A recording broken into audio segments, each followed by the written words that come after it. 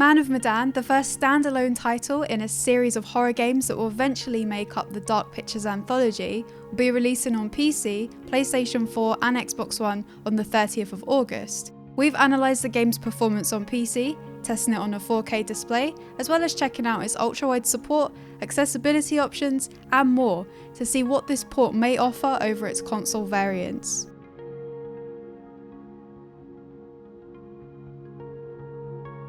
Firstly, it's worth mentioning that Man of Medan uses the widescreen aspect ratio known as letterboxing to imitate the cinematic, movie-like feel that the developer wants to achieve.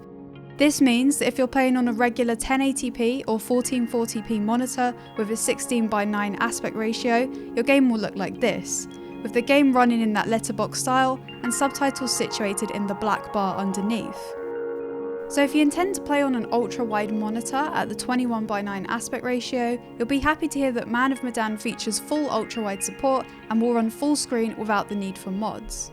Man of Medan offers players the option to limit the frame rate to 30 FPS, but I found that playing at 1440p using ultra settings enabled me to play at 120 in the portions where you control the characters, and fluctuated from about 80 upwards in cutscenes.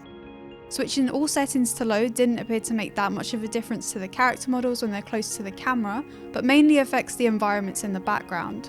The game also supposedly features HDR support for displays that can utilise it. We tested it on our 4K TV, and even though it was connected to the PC via HDMI and was the only display connected at the time, we couldn't get HDR to work at all. There are no other settings relating to HDR in the menus other than the on-off toggle, so we're unsure how else you're supposed to access this feature exactly. The game also ran significantly worse on ultra settings when at 4K, so we recommend running the game on high if you have similar specs to us. You'll have the option to play using a controller or keyboard and mouse on PC.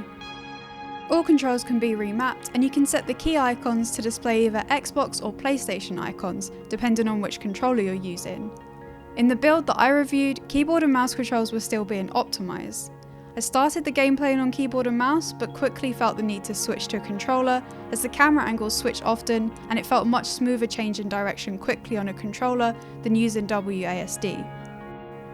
I cannot currently navigate menus properly using the keyboard controls as the escape key doesn't work all the time. Hopefully these controls will feel better for those who want to use a keyboard and mouse by release. There are a number of accessibility options, including the option to hold a button rather than mashing it, and disabling the timeout on QTEs. You can also adjust the subtitles background and colours, as well as toggling the sidebar information panel on or off for interactions. As you'd expect, the PC port of Man of Medan is the definitive version, offering full ultra-wide support as well as running at high frame rates. The review build that I played was not the final version, and I did experience a few occasions where textures flickered or loaded in slowly. In one of the early scenes, the soundtrack kept restarting awkwardly, and in one of the scenes right at the end of the game, the volume of the character's dialogue fluctuated significantly. That said, I'm hoping that all of this will have been fixed by the time the game releases, as they're just minor annoyances. I installed the game on an SSD and found loading times to be very short, with the bar only appearing for a few seconds at most at the bottom of the screen. Overall, the game runs smoothly and achieves the interactive movie-like quality that's intended. If you'd like to see half an hour of 4K gameplay, please check out our other video that shows some scenes from the beginning of the game. Our full video review is also now live on this channel, so please check that out too. Thank you for watching, and we'll catch you in our next video or stream.